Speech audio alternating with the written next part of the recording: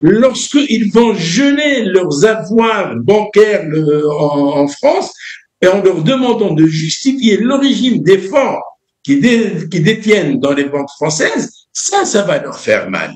L'invité du grand journal de la mi-journée, c'est Hicham Aboud, journaliste et écrivain algérien qui se trouve à Lille en France et que nous joignons en direct. Bonjour à vous et merci d'accepter de répondre à nos questions.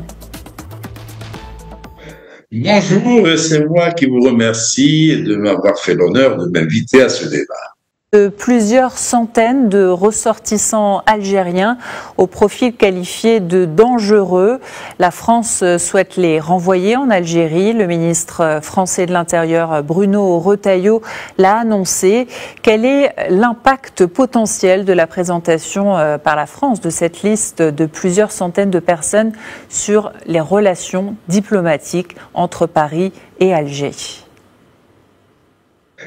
Ce n'est pas cette liste qui va faire mal au régime algérien et le ramener à la raison pour cesser cette escalade et mettre fin à cette tension entre les deux pays, parce que cette liste va comporter essentiellement des noms de personnes dont l'Algérie n'en veut pas. Ce sont des clandestins, ce sont des citoyens lambda qui ont traversé la Méditerranée à bord d'embarcations de fortune au péril de leur vie.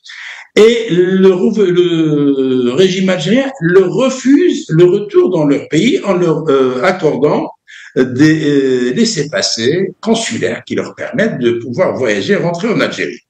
Or, le régime algérien ne veut pas permettre à ces Algériens, qui se comptent par milliers, à retourner dans leur propre pays.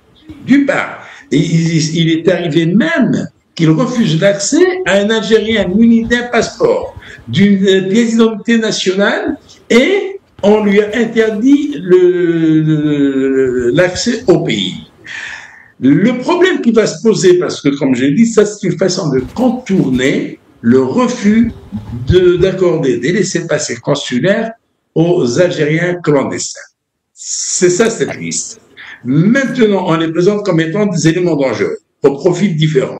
Mais ce qui va faire mal et qui a déjà commencé à faire mal et qui a amené le commandement militaire à se réunir en conclave le jour même où il y a eu l'annonce de mettre fin aux privilèges accordés aux Algériens détenteurs de passeports diplomatiques de rentrer en France sans visa, c'est ça qui a fait mal au régime algérien. Parce que qui sont ces Algériens touchés par cette mesure qui ne permet plus l'accès au territoire français avec des passeports diplomatiques sans visa? Ce sont les dignitaires du régime. Ce sont ces généraux qui ne sont pas diplomates. Ce sont leurs épouses, leurs enfants, ce sont des ministres, des anciens ministres, des dignitaires du régime qui n'ont rien à voir avec la diplomatie.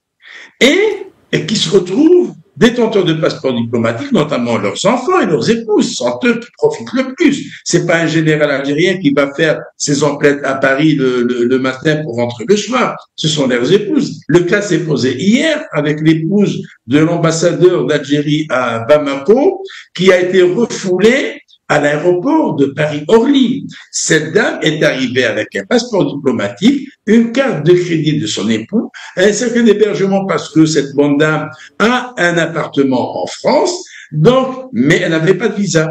Et on l'a refoulée.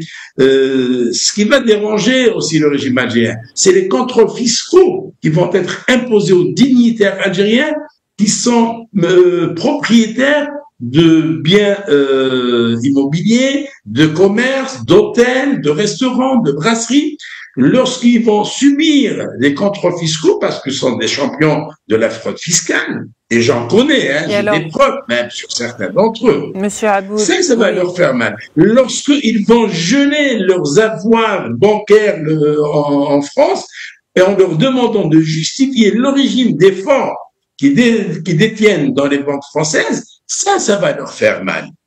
Monsieur Aboud, le problème est là.